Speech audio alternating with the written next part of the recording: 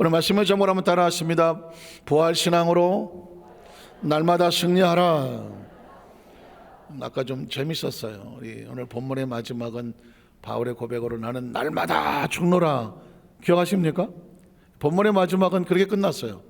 그랬더니 성가대가 나는 천국 가리라.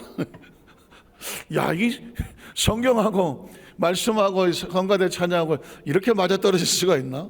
나는 날마다 죽노라 그랬더니 성가대가 나 천국 가리라 이렇게 해서 이거 무슨 짜고 치는 야, 말씀은 참 절묘하게 부딪혔다 이런 생각이 드는데 오늘 같은 말씀의 제목은 그렇습니다.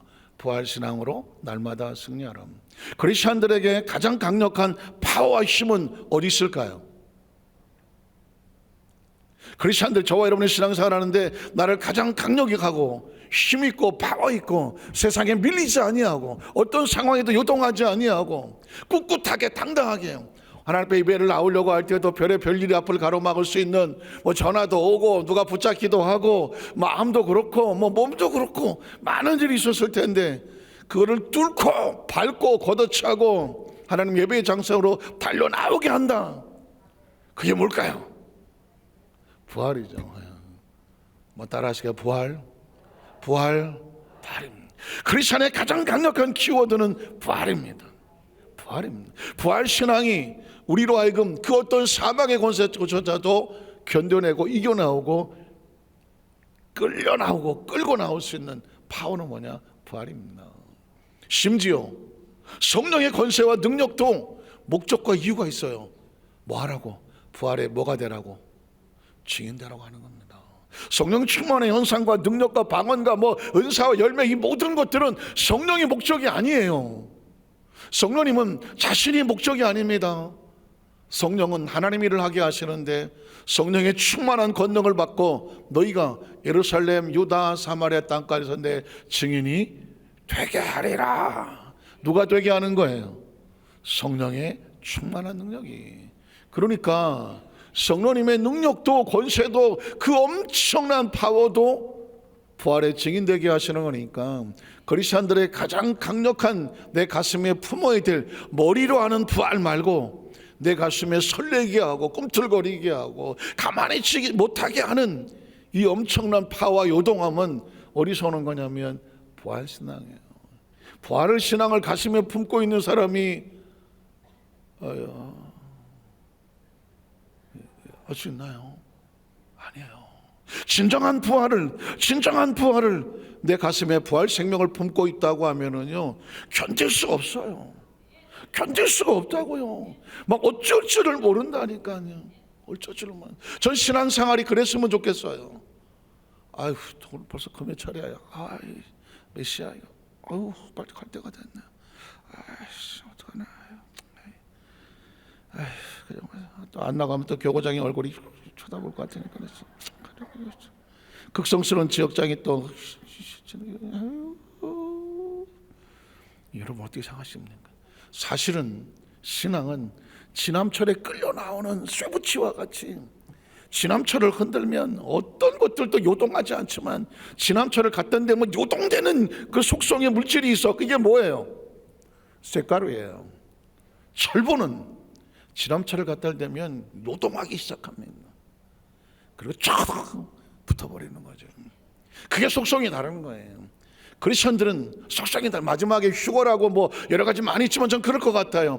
하나님의 나팔 소리가 들려날 때 거대한 하나님의 나라가 지남철같이 이 지구를 흐드를 때 거기에 여기저기서부터 후둑후둑 떠들면서 움직이면서 떨면서 탁 붙어댄다면 그건 바로 하나님의 나라를 가슴에 품고 있는 부활신앙을 가진 성도들이죠. 기억하십니까? 그래서 고린도서 15장은 이 부활에 대한 강력한 언어를 어떻게든지 표현을 하려고 성경이 몸부림을 치고 있어요. 어느 날 여러분 기억하십니까? 성경을 읽다가 전 한 번은 하나님의 한의 소리를 들었어요. 저 미국에서 목회할 때 설교를 제가 A4 용지 8장씩 이걸로 다 쳤어요. 제가 박사 논문을 이걸 다 쳤다니까요. 이 손가락이 보통 손가락이 아니에요. 저 컴퓨터를 안 치지만 스마트폰 가지고 이렇게 앉아있지만 예전에 미국 있을 때 제가 이걸로 박사 논문을 다 썼어요. 그러니까 참 이걸 이 컴퓨터를 이 독수리 타법으로 치기도 하고 이랬었는데 어느 날 성경을 막 읽는데 갑자기 그냥 빡 도망치면서 하나님의 통곡 소리가 들리더라고요.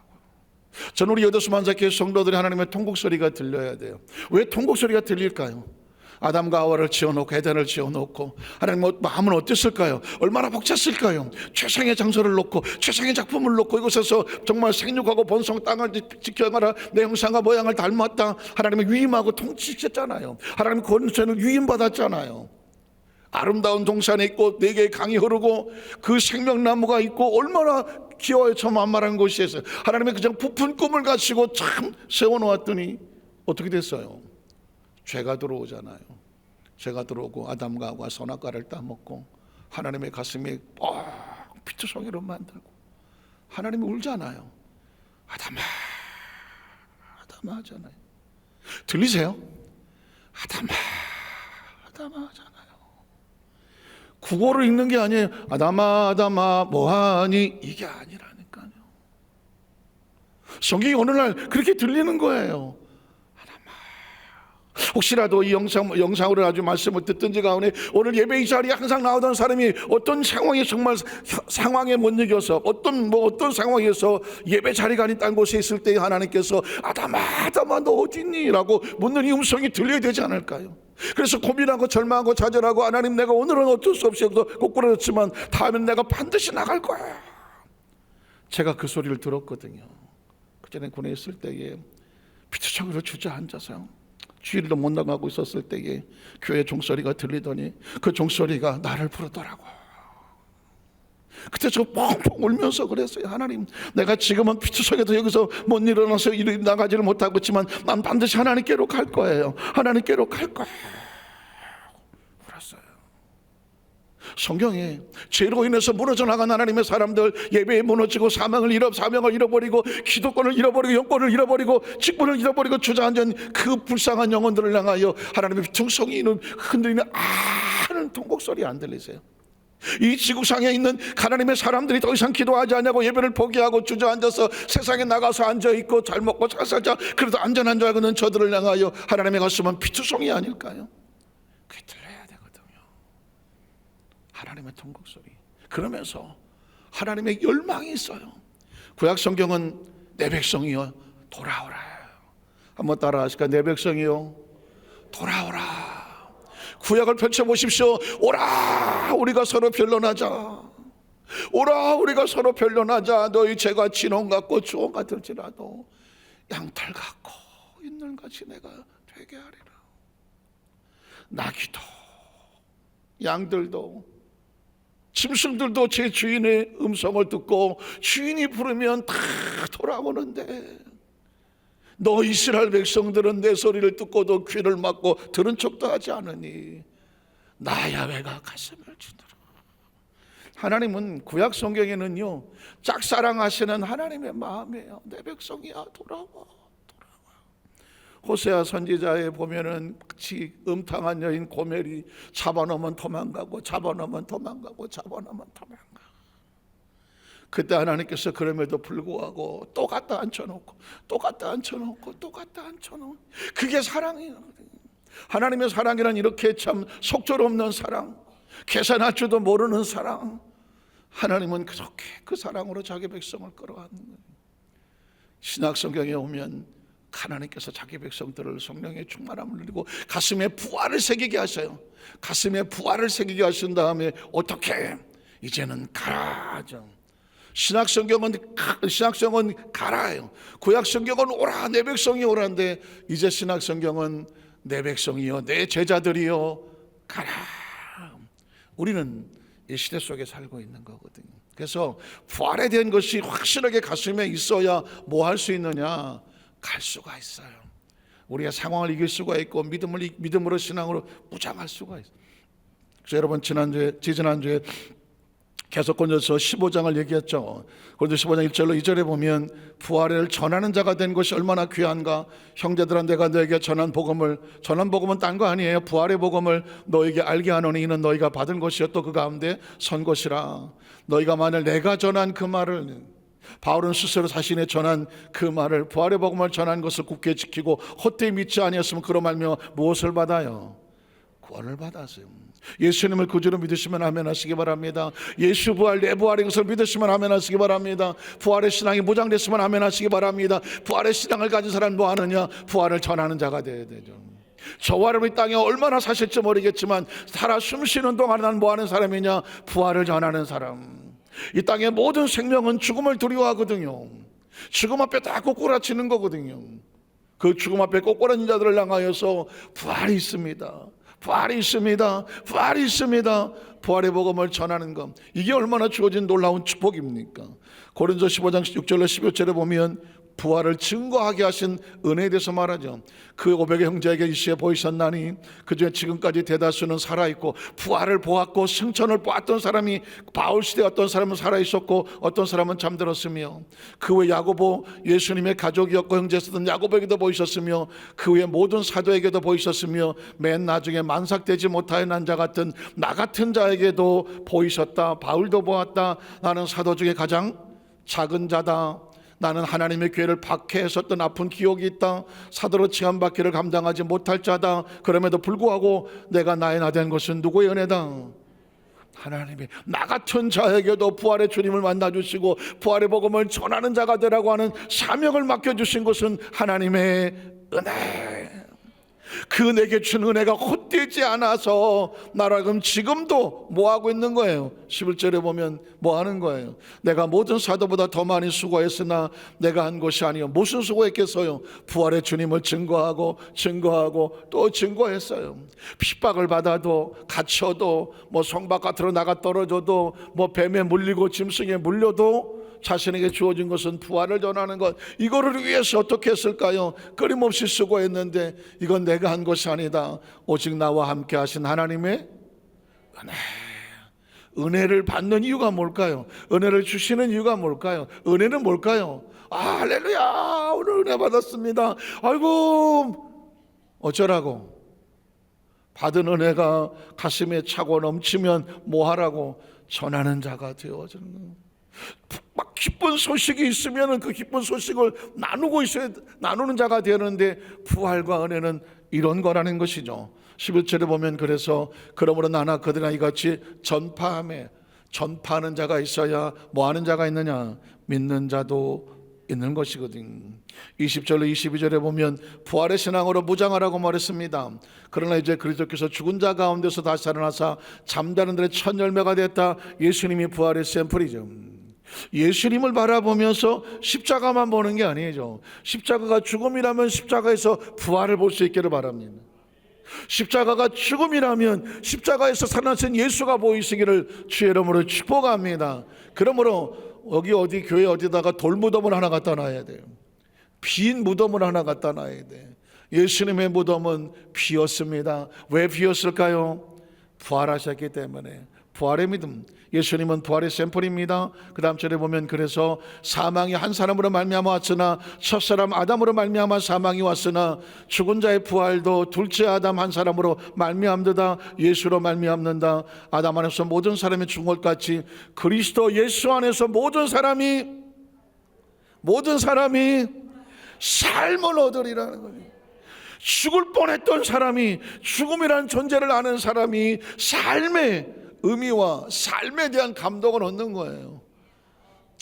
오늘 낮에 국민일보 빌딩에 갔어요.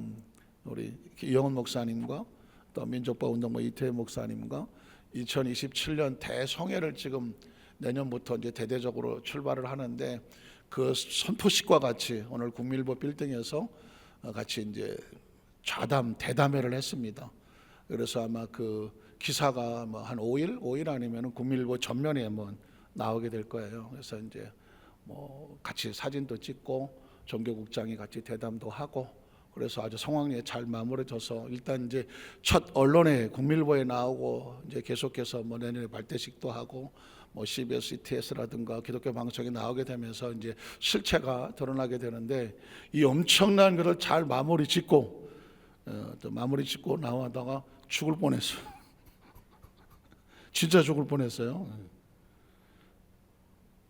주차장에서 나와서 이렇게 내 차를 찾아가는데 갑자기 여기서 투싼인가 그렇게 SUV 하나가 이 주차장이잖아요. 지하 휙 하고 이렇게 돌아오더라고요. 나는 지하 주차장에서 그렇게 빨리 오는 차는 처음 봤어요. 휙 하고 확 꺾어 들어오는데 차가 여기까지 왔어. 내 앞에까지. 야, 난 차를 이렇게 가까이 만나보긴 처음인데 이렇게 있는데 난 차를 보고 차가 쓸 줄 알았죠. 안 쓰더라고. 저 차가 안 서. 나를 보고 쓰는데. 그럼 누가 피해야 돼요? 내가 피해야 돼. 그래서 요 앞에서 제가 옆으로 탁 넘어갔다니 피했다니까요.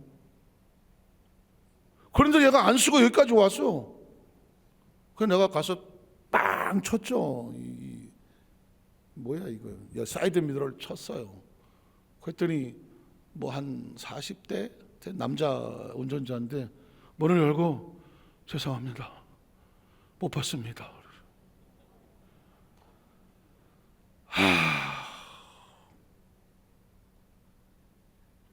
어느 정도 진정이 됐지만 엄청 놀란 척을 하느라고.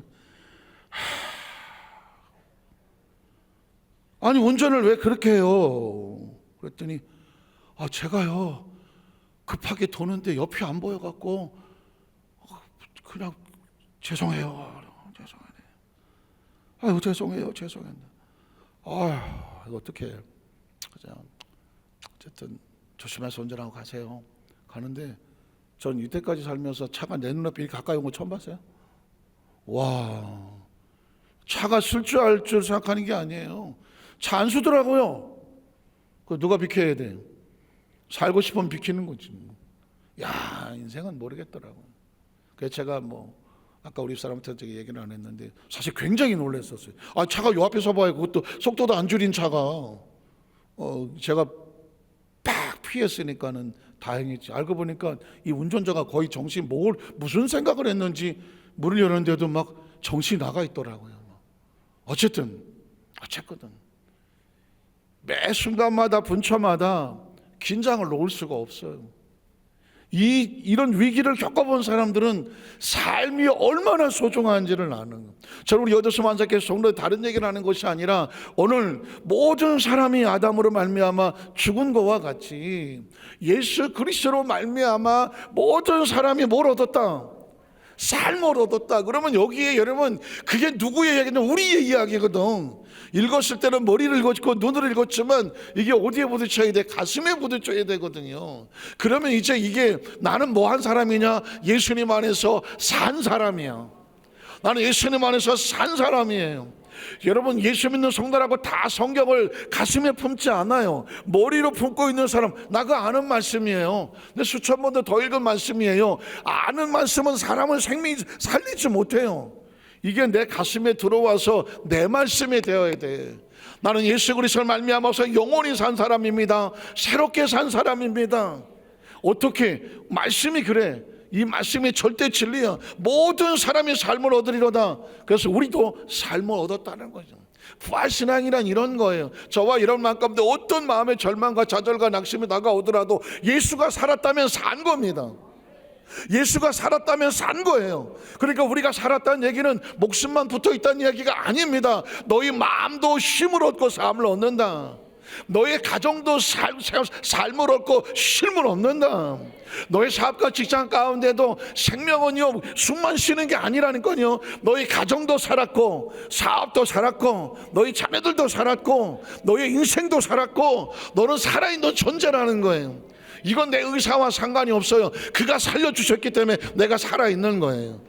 그러니까 그분이 원하는 것은 뭐냐면 그가 나를 살게 하셨다면 내 마음속에 나는 예수로 인하여 살았습니다. 인식하라는 겁니다. 인식하라는 것입니다. 저는 왜 우리가 오직 믿음 했는데 제가 보니까 오직 믿음 그것 속에 더 깊이 들어가면 오직 진리여야 돼요. 뭐 믿음이라도 대상이 믿음은 뭘 믿는 겁니까? 도대체 뭘 믿으라는 거예요? 그 믿음의 대상은 말씀이에요. 하나님 말씀. 예수를 믿는다고 하는 것은 예수에 생겨있는 어떤 그 모양과 형상을 믿는 게 아니에요. 예수로 인하여서 내 마음에 하나님의 말씀이 들어와서 나를 어떤 존재로 만들었는지를 내 가슴에 품어야 되는 거예요. 그래서 내가 어떤 존재가 됐는지 말씀이 내 안에 육신이 돼야 돼요. 크리스마스 때 제가 설교도 하겠지만은 예수의 그리스도가 말씀이 우리 가운데 육신이 된 이유는 그 말씀이 이제는 너희 안에 너가 되게 해라. 한번 따라서 말씀이 네가 되게 해라. 말씀이 네 생명이 되게 하고, 말씀이 네 건강이 되게 하고, 말씀이 네 진리가 되게 하고, 말씀이 너의 지혜가 되게 하고, 말씀이 너의 비전이 되게 하고, 말씀이 너의 꿈이 되게 하고. 그러니까 나는 뭘 믿고 사느냐면 내 안에 그 말씀이 나를 이끄는 대로 내가 누구인지를 말씀이 나를 가르쳐주고. 왜냐하면 말씀만이 진리예요. 말씀만이 절대 진리라고요. 말씀만이 생명이에요. 말씀만이 우리가 삶을 살아가는 내비게이션 길이에요. 그래서 오늘 성경은 한 구절만 읽어도 가슴이 벌렁벌렁 하는 거예요. 그리스도 안에서 모든 사람이 뭐를 얻어? 삶을 얻고 쉼을 얻고 생명이 얻는 거거든요. 자, 고린도서 15장 23절 26절에 보면 우리가 또 기뻐하고 즐거워야 될 이유가 뭐예요? 그러나 각각 자기 차례대로 되리니 먼저는 첫 열매인 그리스도 예수께서 우리에게 이 부활의 샘플이셨잖아요. 다음에는 그가 강림하실 때 그리스도에게 속한 자도 어떻게 된다? 부활한다. 여러분, 그러니까 그리스도 안에 속한 자가 다음에 그가 강림하실 때 뭐한다? 부활한다. 그러니까 이 약속은 저와 여러분이 우린 반드시 부활합니다. 반드시 부활합니다. 여기서 말하는 부활신앙이라는 것은 육체가 뭐 이 몸으로 다시 살아나서 이 몸을 다시 입고 살아야 된다, 이런 부활은 의미가 없어요. 나사로가 죽었으나 살아났다 어쩌라고? 그거는 예수의 부활에 대한 생명을 상징하고 보여주는 약속일 뿐이지, 육체는 아무리 살아도 100년 안짝이에요. 육체는 아무리 살아도 100년 안짝이에요. 가끔씩 뭐 세계 최고 고령자 120살 사셨다는 걸 이렇게 이제 사진에 나오지만 어떻게 생기셨어요? 120살이면 어떻게 생겼을 것 같아요?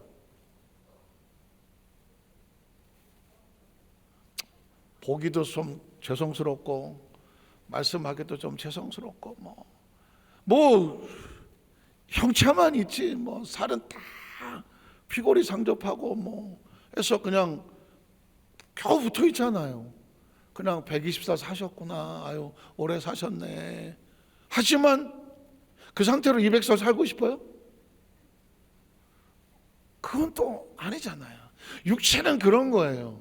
여기서 말한 부활이라고 하는 것은 더 이상 죄의 유혹을 받지 아니하고 육신의 정욕과 안목의 정욕 이상의 자랑에 의해서 육신의 생명으로 그냥 어떻게든지 뭐 하루 더 살아볼까 하는 이런 어떤 생명에 대한 어떤 뭐 애걸복걸하고 구걸하는 생명이 아니라 이 이례적인 생명에서 벗어나서 말씀이 저와 여러분을 지배하고 통제하고 다스리고 원래 하나님의 형상과 모양을 닮았던 그 모습, 하나님께서 우리 하나님의 형상과 모양으로 새로운 존재로, 영적인 존재로 세워놔서 다시는 육에 갇히지 않고 시간에 갇히지 아니하고 공간에 갇히지 아니하고, 그리고 어떤 한계에 부딪혀서 그냥 거기에 부딪혀서 넘어져 울지 아니하는 하나님께서 창조에 새로 만드셨던 그 새로운 모습, 그 부활의 모습으로 우리가 다시 나를 찾는 현상, 다시 찾는 축복, 이게 뭐예요?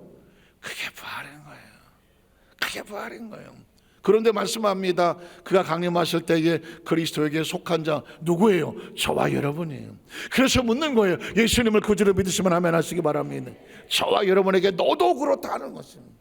성경 이야기는 말씀을 읽고 나서 주님이 이렇게 말해요. 네가 그래. 한번 따라, 너가 그렇다. 그러니 어떻게 하라고? 이 말씀이 복음이 되고 진리가 되고 생명이 되고 치유가 되고 축복이 되라는 거죠. 계속 이어가면 성경이 이렇게 말합니다. 그 후에는 마지막에 그가 모든 통치와 모든 권세와 능력, 세상에 있던 모든 흑암과 저주의 세력들을 다 뭐하시고 멸하시고. 별로 반응이 없어요. 이거 얼마나 신나요. 우리를 그렇게 괴롭히던, 우리를 그렇게 유혹하던, 여러분 이 땅에 태어나 지금까지 없어 얼마나 많이 마귀에게 속았어요. 얼마나 이 마귀에게 속고 귀신에게 속고 유혹에 속고 죄에 속고 세상에 속고 사람에 속고 함정에 빠지고.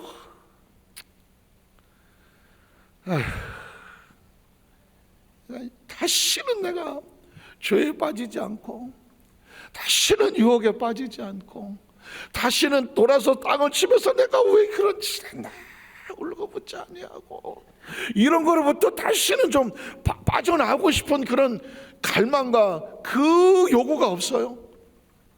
뭐 모르겠어요. 저는 한 번씩 지나가다가 어떤 생각이 한번 탁 칠 때마다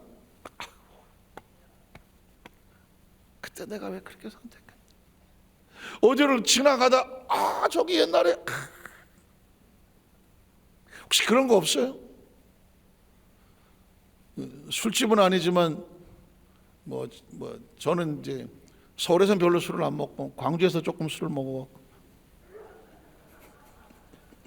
군대 생활할 때 좀 술 좀 먹었던 기억이. 제가 우리 부교육자들하고 제가 옛날에 술 좀 먹었다 그랬더니 목사님이요? 내가 말을 잘못했나? 부교육자들한테 은혜가 안 되나? 저도 20대 때에 그냥 처절한 절망에 빠져갖고 사람이란 그래요. 어떤 간절한 목표와 욕구를 가지고 열심히 가다가 그게 내 의사와 상관없이 무너져 버리니까 젊은 나이에 그냥 무너지더라고요. 한 1년을 신앙생활도 못하고 교회도 안 가고 의욕도 없고 주저앉았어요. 그냥 세상 친구들하고 하자는 대로 다 돌아다녀.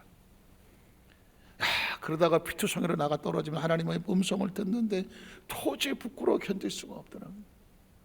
그러면서 아주 수십 년 전 시간이지만은 어느 비슷한 데 가면 가슴이 철렁하더라고요. 야, 너 왜 그때 그랬냐? 하나님 죄송해요.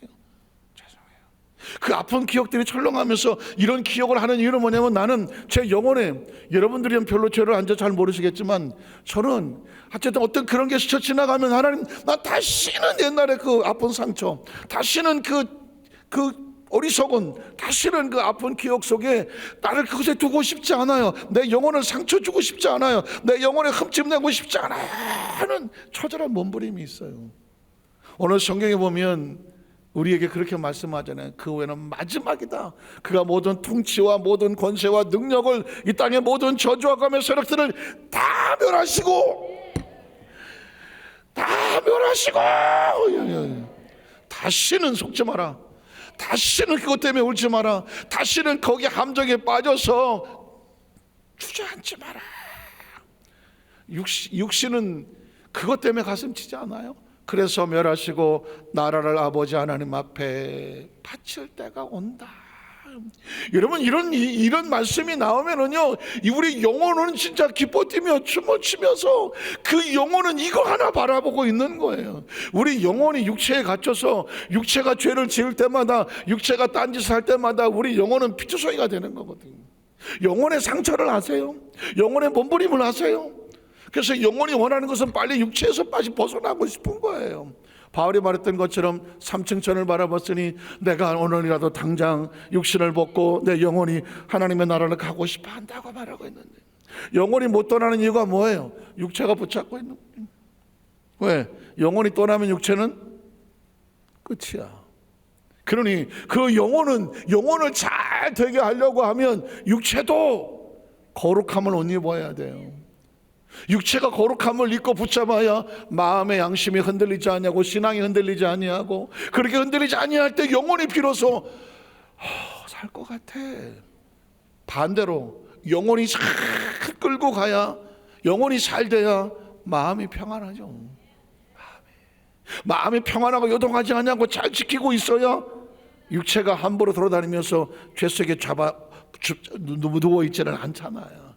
오늘 저는 여러분에게 부활이라고 하는 단어가 그렇게 그냥 뭐 예수님 부활하셨습니다, 이게 부활의 단어 하나가 아니라 부활의 길까지, 이 부활의 길까지, 부활이 왜 있어야 하는지, 그 다음에 부활을 정말 내가 간절히 사모하는지, 부활 신앙으로 무장을 하는지, 이거는 처절한 바닥을 쳐본 사람, 바닥을 쳐보고 난 다시는 죄에 넘어가고 싶지 않아, 다시는 사망에 빠져서 우적거리고 싶지 않아, 영혼의 통곡이 있어야 돼요.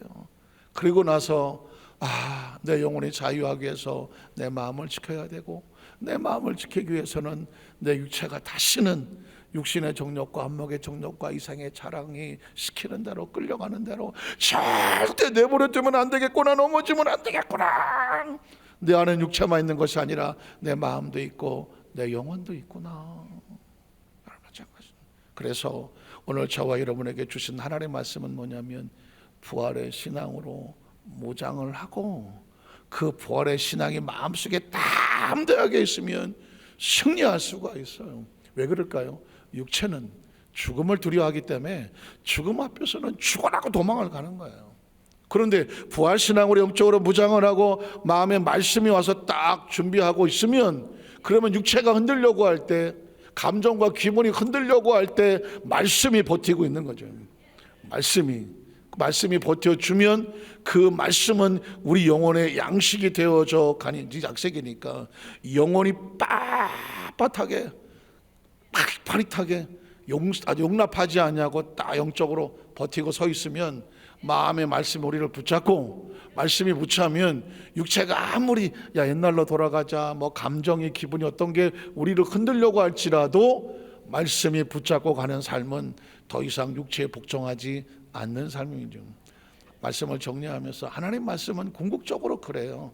말씀을 마음판에 새겨서 더 이상 육체가 육신의 정욕과 안목의 정욕과 이상의 자력이 흔들리지 아니하고, 크리스찬의 삶은 세상 사람과 다르게 영으로 살아가고 말씀을 붙잡고 살아가서 세상과 분리된 삶을 살아가라고 하는 것입니다. 우리 여도수만자교회 모든 성도의 삶이 그냥 오늘 말씀이 머리로 알고 다 아는 말씀인데 이해하고 하는 것이 아니라, 이 저와 여러분의 가슴 속에 중심에 서서 좌우로 치우치지 아니하고 단단하게 이끌고 가시는 영적인 강자가 되시기를 주님의 이름으로 축복합니다. 기도하겠습니다. 하나님 아버지, 감사합니다.